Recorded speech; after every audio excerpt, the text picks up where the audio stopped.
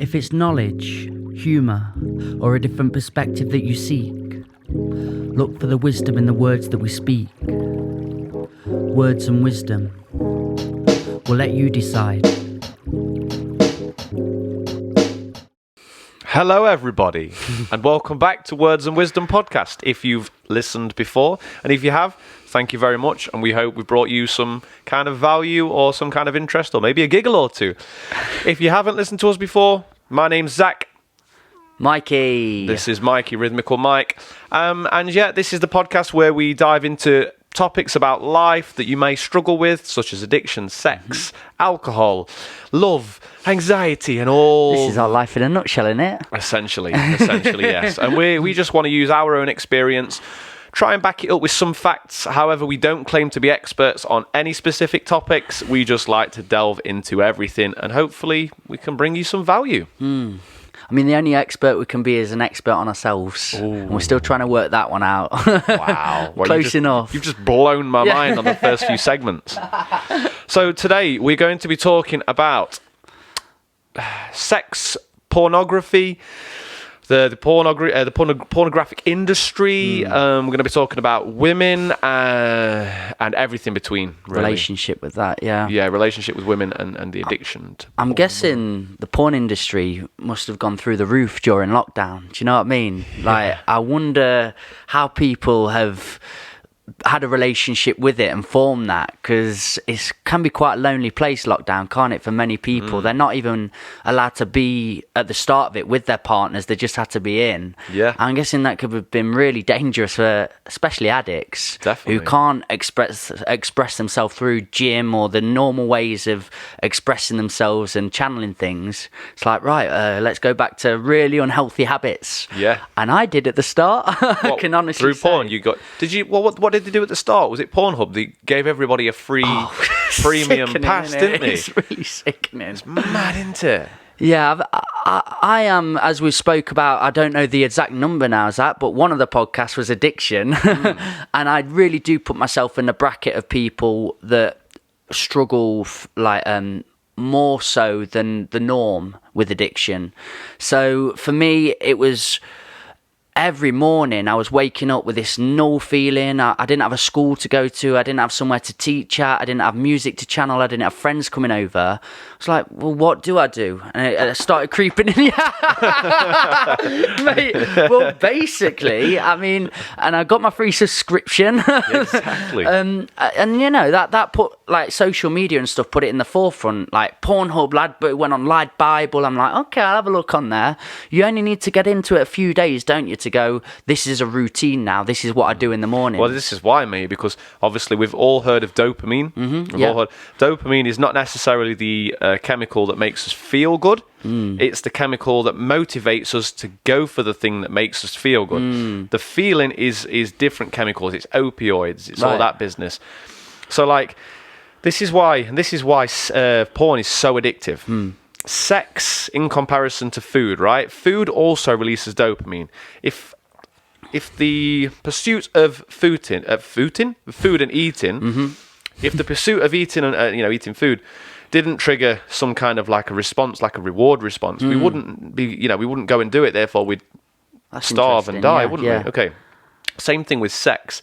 I think we should really break down what sex is as well after this comment. So, with sex releases twice as much dopamine as food, twice as much. I didn't know dopamine and serotonin were different. So, what's serotonin? Okay, so I'm not an expert. Like I say, I've got a rough understanding. Serotonin is more, from what I'm aware of, is more the one that makes us feel kind of good. Okay. But it's also it's used in other processes in the body. They call it like the happy hormone, don't they? And also serotonin is a natural pain relief as well. Right, okay. It suppresses pain slightly. Whereas dopamine gets us motivated. It gets us driven to go and do the certain thing. That's actually fascinating. So take this for example. Imagine there's an attractive girl out there and we see her. Dopamine levels start to rise because it's the body's saying go and reproduce, because that's all sex is essentially. It's a reproductive thing, which we'll talk about in a second. So dopamine levels start to rise as we see a woman. The closer we get, dopamine levels go up and up and up and up and up until the point where we're having sex. Then we have sex, we have the orgasm. The orgasm releases all your oxytocins and your endorphins and makes you, the opioids, makes you feel good, like, oh my God, that was incredible. The eyes rolled back then. Beautiful stuff. And then from there, the dopamine levels drop again. So dopamine is just saying, go and get that reward, quick, you want that reward. We get the reward, dopamine is like, done my job. Good job. Okay. And then say the happy hormone's been released and every other hormone you can imagine in that moment. Yep. And then we lust for that feeling then. We're like, that was powerful. And you can use that principle, what you've just said there, to every other addiction as well, whether it's food, alcohol, smoking or whatever. Okay, so that's why sex is more addictive than food, because it releases twice as much dopamine. Now, this is why, like you said, after a couple of days of watching porn, you're in a routine, you're in a habit, because your brain... Okay, let's talk about sex. What is sex? Sex is basically something that we would have used thousands of years ago to reproduce, to increase the population and to carry on the population. The problem is, as human beings, I heard an incredible quote earlier. I'm not going to be able to give it word for word, but basically what it was saying, the principle of it is, we as human beings have hijacked our ability, the system. We've hijacked the system that makes us want to continue to evolve and reproduce, and we're using it for pleasure. Sure. The pleasure is actually the pleasure is to get us to reproduce. If we didn't have an orgasm, why are we going to want to have sex? It wouldn't make any sense, would it?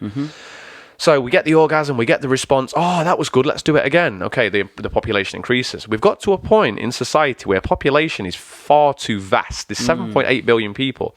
And if you type in Google the capacity of Earth, like in terms of resources, it's 7 billion. So we're already 0.8 billion overpopulated. Now we're at a point where we're having sex for pleasure, which is dangerous. We're already overpopulated. We've got this whole society based on dopamine, chasing dopamine, and now you've got this porn that's making us addicted to the sex and stuff like that. I mean, for me as well, it sounds like we're based on a society that's grabbed that thing and it's turned it into consumerism. Yes. And media have cleverly taken anything they can get their hands on in a product for nice smelling stuff, deodorant, food, and everything just turns its way around to sex. Yes. And it becomes so dangerous in that because it's taking something that's quite wholesome and can be a beautiful act and could be shared with a partner that you've gained connection with, and they've just commodified it and just gone, no, this is what you want. And for me, do you know when you come away from that and you're looking at stuff, it becomes quite silly and you can laugh at it. But for the old me, it didn't know what was happening to the unconscious brain. Yeah. So it was just taking it all in and being like, maybe I want one of them. I don't know why. And it's all them things you've just said, like evolutionary things. It's tapping into them like deep old roots of me that just wants to go and release that dopamine, just go and procreate and things. Yeah, we're being manipulated using our survival instincts. Genius tactics. Food, sex, and just basically the chase. Sex sells. But the thing is what we're coming to understand now is I'm not sure whether they did this to purposely get this bad stuff to happen, or whether this bad stuff happening is a byproduct of what they was chasing. So they was chasing money. They thought if we can manipulate their dopamine reward centers, their survival mechanisms, we can make lots and lots of money. It's basic sales. What we're seeing now is we're seeing the side effects of these manipulations happening. So so let me talk about what pornography does to the brain. Again, I'm no expert. I've been watching lots of videos. And please, guys, if you are interested in why pornography is bad and fucking your brain up on a huge scale, please just type in YouTube pornography on the brain or your brain on pornography. There's so much great content that's going to explain it better than I can. However, I'm going to explain it anyway because it'll make me you're feel Zak Birdie. I'm Peg Zerdy. So basically, what pornography does to the brain? Okay, we've already established that it shoots up that dopamine. Now, what happens when we're getting too much dopamine day after day after day? the dopamine receptors start to burn out. They become less effective, basically, which means we require more dopamine to get the same response. Now, as we've also established, dopamine is a motivation chemical, a motivation hormone. So if we're requiring more and more, this means that we're going to get less motivated, generally speaking. And I mean, look at today's society. People are like, I can't be bothered, I'm tired, I'm this, I'm that. My first question is, how much are you masturbating, or how much are you watching porn? Now, I'm not saying that porn and masturbation is the only thing that's going to decrease motivation levels, because obviously cigarettes, alcohol, food are also dopamine factors in it. But porn is a huge component. Definitely a huge component, mate. So basically what I'm saying is, watch too much porn, the dopamine receptors burn out, we start to get side effects. Now, the side effects are decreased motivation, as we spoke about just a minute ago. Anxiety, increased anxiety, depression. And then that's just from the dopamine itself. Then we can look at porn as what it is. So we're now looking at, okay, let's break porn now. Porn is basically men, in my experience, men controlling women, and there's some nasty porn on there, obviously. Men with huge penises, and really like chiseled bodies, and then you've got your women with all the silicone and the lips, and we're now saying that this is sex, this is how sex should be. By the way, you're not good enough to take part in sex because you don't possess a 12-inch penis, silicone breasts, and a figure like that. Or you're going to very much dissatisfy your partner. Yes. Before you've even engaged, you're like judging yourself in so many different ways, thinking, but I saw this on this porn, maybe she's seeing this, does she want that? And that thing you were saying about more and more and more, and you coming from that scientific place of things, I felt that from when I was watching porn. I was getting like into this like cycle of, I'm watching a certain porn, and then you get bored of that, so then you're looking for something a little bit more crazy and out there, and then you're constantly battling for the next thing and the next thing. And we'll get into the industry later, but that's what the industry and the producers are doing. Mike, we need to back up as well, because that was brilliant what you just said there. The whole thing about variety. So there's said a brilliant thing, guys. Oh, he said a brilliant thing. Round of applause for Mike. Get a balloon drop in for these moments. Well, like confetti. Stuff. Woo, 1,000, whatever. And so with variety, Mikey, there was a study done. This is fucking incredible. Basically, they got maybe a mouse, let's say, and they gave this mouse a female partner to mate with. Dopamine levels shot up, and then he kept mating, and as he kept mating with the same female, the dopamine levels gradually decreased until he didn't want to have sex with her anymore, and his libido dropped, or he's now got low sex drive. They put a new female partner in there, completely different female partner. Now, to me, all mice look the fucking same. But obviously, he saw something in this mouse, didn't he? I don't know. I've seen some sexy mice in my time. Some sexy mice. Ooh. So basically, they had this new mice put in, and the dopamine levels skyrocketed again. Interesting. This is why, though, from an evolutionary perspective, I'm really looking forward to this answer. This is why, mate, because, okay, let's say we've still got a primitive brain. We have, and it's unfortunate that we have. And we're living in a non-primitive society, so we are kind of disadvantaged. But basically, the primitive brain says, mate, with as many people as you can, because there's a very limited amount of people on the earth right now, which there was thousands of years ago. And we want to create a vast population with as much chance of survival as possible. So, if your brain is wired up to mate with one individual for the rest of your life and enjoy it as much, you're not going to want to reproduce with everybody and create a huge population, which we have done. So that's why variety, the brain loves variety. Dopamine and variety go hand in hand. Well, this is why people are cheating. And it's not because we're wankers and we're this and we're that. It's because the brains are wired up that way. Now, we as humans have a choice. We've been given a choice, a conscious awareness of what we do. We've created relationships. Love exists. Obviously, we haven't created it, but we've created relationships based around love. So we have to abide by these. So we're living with a primitive brain that wants variety, but we're forcing ourselves to be in these monotonous relationships. It makes total sense to me. Like when I'm looking at Coronation Street being pumped out, EastEnders being pumped out, Hollyoaks being pumped out, just lots of different like soaps and dramas of how people are supposed to be. This is how we live. And then, you know, when somebody is cheating and going off that like primitive brain and the very much science that you spoke about, but they're just being demonized and cast against. I mean, it does make total sense. There's a South Park episode that goes into sex addiction, and these guys are trying to like fight against this evil, wacky thing.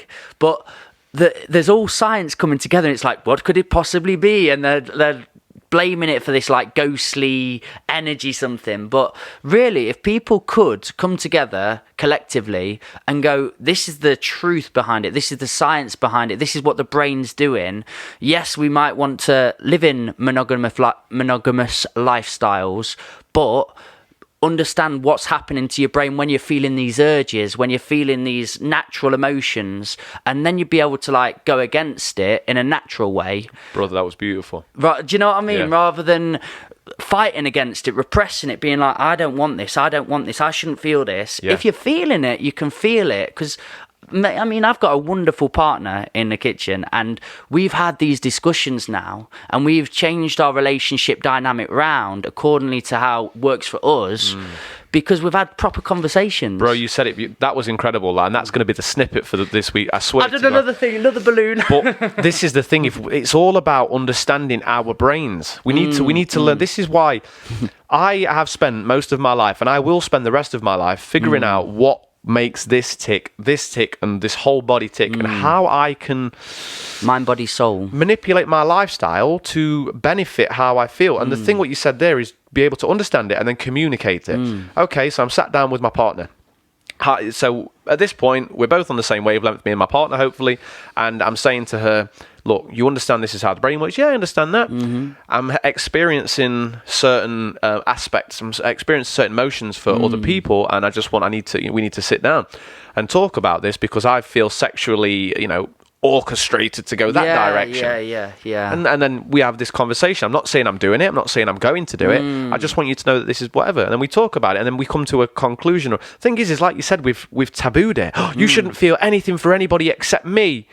That's not how humans work. I'm sorry. That's just not how it's not. But again, that does feel, coming back to the media, coming back to how we've been shoveled it in our faces all the time. Live like this, be like this, act like this. Yeah. And then we've gained these relationships up, which are really harming us.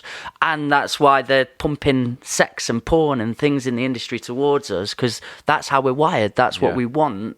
But in really dangerous quantities now, and really very dangerous level. Very fucking dangerous. High-speed internet porn. And I've not got that quote on me today, but me and Zach saw a quote the other day that rattled us, and it was like the leading cause of death in men and women between, I think it was 18 to 32, is suicide. So the reason we're doing this is because mental health is so prevalent at the minute, so peaked, that I feel we're looking at all the factors we can, and porn being one of them for me, that is really rattling society. Well, like we said, when dopamine receptors burn out, we experience everything about mental health: anxiety, depression, lack of motivation. We're surrounded by dopamine.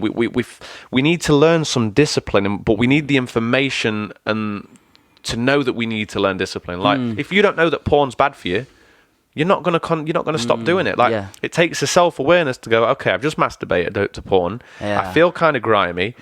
That's and then I now what feel you said tired. then's important. Like, people don't necessarily have to go into the deep dives we like to go into, but let's just start going off a feeling. Like that moment, like we've all done it, where we're looking at a very disconnected act and we're just like giving it some, and then we press done, and then the aftermath where you're just like, oh, hollow, feel this like burning, guilt, shame. I really wish I hadn't have fell to that. But then maybe 2 hours later it's like, but I enjoyed that tiny little feeling I got. So I think the biggest thing we have to do as a species, have to do on a daily, have to do on our own, is go off a feeling on anything. When you ate and consumed that chocolate bar, when you had that quick wank, when you did this quick fix, how did you feel? How did you feel straight after? But also, how did you feel the next day and the day after? Yeah, that's true, man. What was your energy like? Was you feeling low energy? Was you high energy? Was you in a bit of a mood? Was you depressed? Was you anxious? I know now, after many years of speculation of what's going on in my body. Like you said at the start of this, I like you, Zach, because you treat your body like an experiment. My life and body is an experiment. Like, I know that I can't ejaculate very often because I get tired, depressed, low motivation. And again, that will be the next episode, semen retention. I know when I drink alcohol, I get anxiety for 2 to 3 days after, depending on how much I drink. So I know when not to drink now. I know if I eat certain foods, like dairy foods, I smell rotten, bro. Like, I'm self-aware now. And this is what, like you said, people need to create some self-awareness and just see what's going on in the body and the head. Completely. And that's true on an everyday perspective of who you are as a person. And if you are going around with this negative attitude and outlook on life, look inside yourself and go, what am I doing every day? What could be contributing to this? Oh, I am taking in this source and this source and this source, and just start to like with the diet. Do you know when you're doing an elimination diet? Is it called process of elimination? Diet, yeah. Just taking little elements and bits out and just going, yeah, that seems to have tweaked it and that tweaked it. How do I feel after eliminating that? Oh, I've got more energy. We'll get into semen retention in the next episode, but like that was a big moment for me. Just yesterday, like not doing something that I'd usually just fall to made me feel really empowered. I felt great about myself. But the thing is you would have felt great anyway, but because I gave you the awareness and the understanding of this is why you're feeling great, you can put 2 and 2 together. Like, if, for example, if you don't know that you drinking milk is giving you a rash, but you're getting this rash and you're going, I keep getting this weird rash and I don't know why. And someone says, oh, it might be the milk. And you try that and then you're aware of it now. We need to bring an awareness and an understanding, not we as me and you, but if you know something that works for you, you need to tell somebody else. And we all need to start understanding the human body better. Can I, Zach, as well, when we do these talks, I like to look online, look down my Russell Brand pass and my little Joe Rogans and things and look at statistics. But I've wrote 5 things that reflected with me when I was young. So if we've got a little mini Mikey or a little mini Zach watching this at the minute. Poor people. Yeah. Poor kids. I'm just thinking of a few things they might correlate with and that they might feel and recognise when I say this. Yeah, go for it, man. So some things that I really discovered when I was obsessive and going mad with porn, a little 18-year-old nutter, but I had an obsession at looking at women rather than interacting with them. That was big for me. Do you think that, so are you saying that it's correlated, your addiction to looking at them and what's the word, objectifying them? Yeah. Was that to do with how much porn you was watching then? So yeah, every day I was like getting up watching a different type of porn. Maybe like it got progressively more dominant throughout, like male dominant stuff and male domination. Yeah. You know how it feels to be man.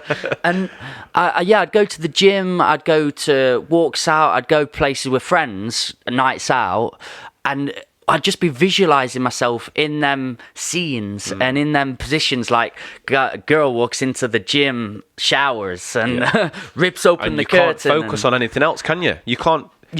You've just got such a warped view on what sex is and how to interact with people. Yes. Again, when sex feels good, it's because a connection's been made, a relationship's become relationship's become wholesome. And I'm not just saying as a partner, but as a relationship of people with another person. There you go. Yeah, definitely. And there's something there, and you know that aftermath when you do ejaculate, it still feels beautiful after you. This is what I've had a lot of sex in my time, and you do the best. So what I figured out is last year I was addicted to sex, but what I figured out is I wasn't trying to get to the destination anymore. I wasn't trying to get the orgasm. You know it's good sex when you're enjoying the actual act and you don't want to ejaculate. You're like, no, I want to continue this because there's something that's deeper than the dopamine, that's deeper than the serotonin and all the chemicals. There's something that's going on right now that I can't put my finger on that's beautiful, and I want to continue this. And then boom, I'm done. Oh, great. Welcome to the... But you know what I'm saying? That's when you know it's good sex with a good person, with a good connection, because it's not about the destination anymore. It's about the journey of exploring the body and exploring the soul, man. So... And that was something very much I picked up again, become self-aware of, that when I was talking to women, it became, I wonder what you're like naked. I wonder what we'd have sex like, and all these feelings. Can I ask you a question? Did you get to a point where you was actually disgusted with yourself, with the thoughts you was myself. having. Yes, I hated it. It tortured 100%. me because I was like, I'm a disgusting person. I'm that guy that I've never wanted to be. And I'd probably talk about to other people and say, yeah, but he's just a man slag or whatever. He's just one of them a creepy man. boys or whatever. But I was feeling them moments because I was so into the porn industry, so involved every day of watching sex with a young brain that's not fully formed. Exactly. It was just... Can I just interrupt you? It doesn't even matter about being a young brain either, because no matter what age you are, whatever you do every day, the brain is like, it's like plastic. It can be molded. Whatever you're doing to your brain every day, you're feeding it. Your brain becomes that. So no matter whether you're young, it is worse when you're young, 100% agree with you. No matter if we're with 29, 30, whether you're 40, 50, we still have the same addictive tendencies. But the thing is you're wiring your brain to become a certain aspect, and that aspect for you, as you understood, was not very nice anymore. You wasn't enjoying it. And I've wrote another thing down that really resonated with me when I heard it, and it was the validation aspect.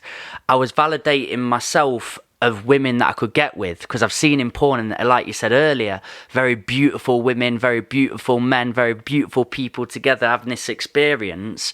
So I was like, right, so I've got to get a 10 then in women form. You know how guys talk to each other. Physical form, we'll call it. And and we were they call it trophyism. So you're collecting women as like collectibles. I've had a 7, I've had a 10, I've had an 8. I must be a good looking person. So I was valuing myself on all that because of the women that I was collecting, in essence. It's a disgusting attitude, but it was something... It's a very prevalent attitude at the minute. It very, very much correlated with the porn I was watching. And did that make you happy by getting these trophy women? Did that make you... I mean, it actually made me really ill, like really ill as a person, because when I went out on a night out, my friends could vibe with each other, have a little laugh, like go out for the night, they'd go home and go to bed.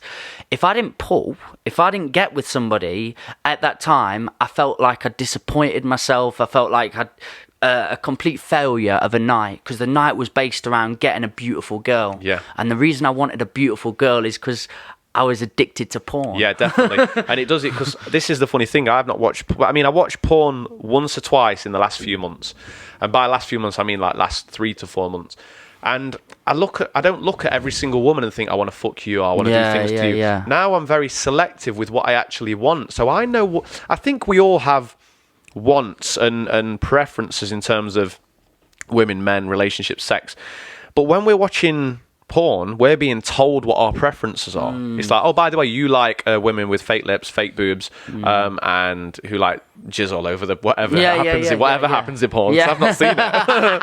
But like, what we're being told what we want. Now I'm very aware, and I've quit watching porn. I'm very selective with what I want. And this is another thing. I can be physically attracted, but then once I start talking to this person and there's no connection, I'm instantly turned off. Whereas before I'd be like, well, I'll have sex with you anyway. Yeah. Which is a very, because that's very toxic again trait. the end goal, the end point. You're just desperate to get to that, because that's all we've seen on the videos. Yeah. Shall I say the great quote that we saw the other day now? Yeah, drop it now, because that's basically what you're saying.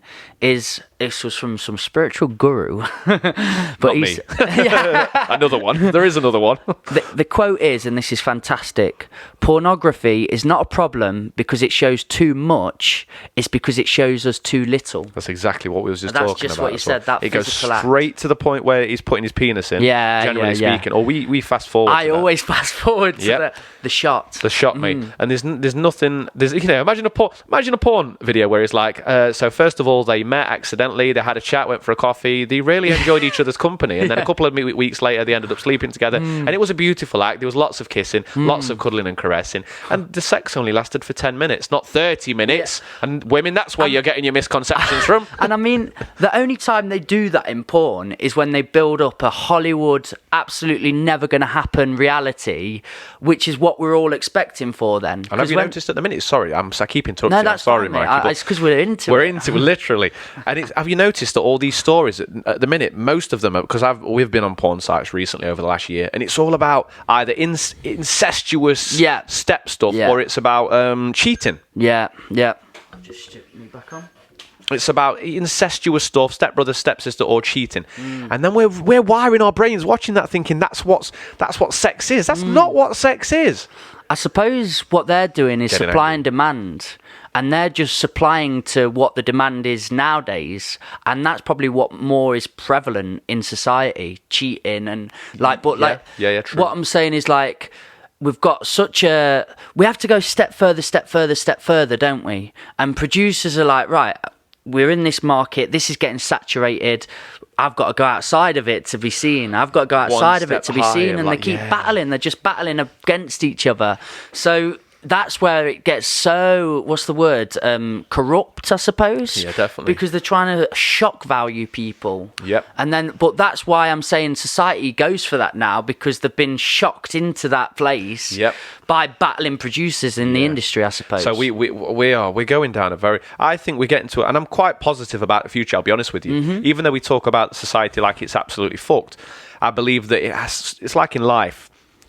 You have to go through a painful scenario to know that you no longer want that scenario, so that you can try something else and move on and grow. I mean, imagine you're going through a painful breakup. You realise that wasn't working, that's not what you want. And then after a painful breakup, we generally become better human beings because we learn and we grow. It's a long, arduous path. It's a long, arduous, it definitely is. It definitely grows you. But that's what I'm saying. As a society, we've got to a point where all this stuff that we thought was right for us is becoming evident that it's not right for us at all. And I think over the next 10, 20, 30 years, maybe longer, I don't know, but I think we're really going to change the course of direction. I really hope so, man. I really hope so. I believe in it, mate. I really do. Like, people have started to have conversations we've never had before. And even if it goes to the very realms of conspiracy, to like, this isn't real, this isn't true, this isn't this, as long as they're questioning. And people never questioned and never had conversation, not never, but like very rarely would you go to a pub and you'd get looked at in a really strange way. But as things have flared up and people have become more depressed, more anxious, more what's another word? Demotivated. Yeah, any of these factors. All the negative emotions. When people are feeling this, they're like, no, it's time to start asking. It's time to start questioning. Just like what we said earlier about with the whole, we need to understand and then we need to communicate. And it's communication is key. So have we dove into all the areas you were wishing to get into the cracks and crevices of? Yes, I think so, mate. I think if we can just... world. Basically, guys, we want you to stop watching porn, you filthy fuckers. No, we really want you to take something away from this and do your own research. And also, by research, not only like watch videos and other people speaking, but go inside yourselves. Cut porn out for a little bit and see what changes in your thought processes and your feelings, and then try a little bit of porn and see how it makes you feel. But that's what we want you to do. For me, I don't watch porn anymore. I just think, for me, I don't want to watch porn. I want to know what I want in relationship and in women. I don't want nobody to tell me what I should want and stuff. If that makes and there are going to be lots of people within this podcast who have maybe watched this to the end. Hey up, everybody. Thank you. But had varying thoughts and varying ideas, and they may have had played the devil's advocate and felt the other side, like, no, porn's actually a good thing, or porn has made me feel this way, or empowered in this way, or empowered with female. We want to hear those perspectives, and I want to listen to what you've got to say on that, because really, from this podcast head to toe, we've gone, it's a terrible, awful industry that needs banning completely, and I still have that belief, really, because I don't like it. It does have some positive aspects. Yeah, it makes me as a person very tired, corrupt, demotivated, and bad thoughts, ill, everything. Yeah, but for some people like Chrissy, we were having the conversation the other day, she's like, I kind of like it. Tell us why. And I think, okay, so it does have some positives, and this is the thing, Mikey. First of all, with anything that's so-called bad for us, we need to learn discipline. Yeah. So, like with alcohol can be great. I've had some fantastic times with some fantastic people on alcohol. But we need to learn self-discipline. So we need to know how much of it we want and how much of it we can have before it affects our mental health. We need to know that it does affect our mental health based in science, so that we can then limit how much of it we're using. Sure. But like, okay, imagine that you was unfortunately born very unattractive, like for whatever reason, and you realize that maybe you're never going to get a certain type of woman, and that I've felt like that. I'll be honest, I've felt like that. Porn can be great because you can have a higher type of women, and you can release that energy. Now there is, there's lots of sexual predators and stuff out there, and there's sexual misconduct in terms of rape and stuff. Yeah. Maybe if they was to, I don't know how it works. I don't know if watching more porn is going to get that energy out, or maybe it's the porn that makes them go and do that. I don't know, and maybe that will come out in the future, or maybe it has come out. But maybe if someone that's so sexually frustrated, he wants to go and commit a crime, and he sees the porn and he masturbates and ejaculates, maybe that feeling then leaves his body. So that could have a positive. What else could have a positive? So let's keep porn on just to stop criminals that are really highly driven. Maybe we should, what's it called? When you go to the doctor, prescribe people with porn who need porn. But here's a subscription to RedTube again. And also, I think porn can be great maybe in limits, because you can see different ways of having sex. And sometimes if we're talking about variety is good, and we want to maintain monogamous relationships, one-on-one relationships, maybe we need to find variety and implement it into our relationship. And maybe porn can help with that. This is one of them conversations that literally could go on infinitely, I suppose, just because then you're looking into the factors of like addicts in society who have got it at any free range. Like drugs are illegal and we don't have them in because there are people that literally can't cope with drugs being within their life because of how addicted they are. And the fact that anybody can access porn at any time, at any moment, for me makes it so dangerous for people. So I suppose what you're saying, I understand, but my mind's blocking it a little and coming back with a counterpoint at every moment, because I'm like, and there's always that but with I agree. Things like this, isn't there? That nuance that we always speak My perspective is porn's bad. I get that. But I think like this podcast is about you've got to come from both sides, and I'm listening and I respect that from you, because you're trying to counterbalance, and my brain's just so rigid in like what it's done for me, what it's done for people I talk to, and then I'm going back forth like, do you know what I mean? Yeah, definitely. Yeah. And I think it should be shut down. I genuinely do. I think we'd have much better intimate relationships, a lot better sex, emotionally and spiritually, if we got rid of porn. Definitely. We wouldn't miss it. Not at all. What do you think that people are, how am I going to bust one out? Which we'll talk about in the next podcast. But imagination. Imagination. Well, this is another thing, is we've become so accustomed, this is our imagination. Yeah. Instead of using this. God, I used to love it back in the day when you just had like an hour to yourself at home, and then you had to just go inside of here. It's like that was actually, you felt cool after that. You felt okay. And the orgasm is better, because I spoke about this before, but the brain doesn't know the difference between what we see and what we imagine, because it's if your imagination is so powerful, you can vividly imagine and you can smell. I like what you did with your hands there too. Very. I saw it. So when you're having sex to this, you're like, and so when you're ejaculating to this, having an orgasm, it feels kind of wrong. But when you're imagining yourself, your brain thinks you're actually with a woman, and it feels better. You get a better orgasm. I promise you get. But anyway, that's I think. Guys, I think that's the porn industry in a nutshell. Can I leave with a quote? Please do. I didn't know you had a quote for this. I've got it's a lengthy quote. Ooh. It's got some girth to it as well. Okay, consuming pornography does not lead to more sex. It leads to more porn. Much like eating McDonald's every day will accustom you to food that, although enjoyable, is essentially not food. Pornography conditions the consumer to being satisfied with an impression of extreme sex rather than the real thing. Guys, that's what we think. What do you think? Yeah, if you... I'm hoping there was some value in this. Please share it with anybody that you think may need it. Your mum, your dad, your granny. Is your gran addicted to porn? I bet she is. Share it, like it, and drop us a message and let us know what you think, if you've ever had any problems with pornography, addiction, or sex. Words and Wisdom podcast. We'll let you decide.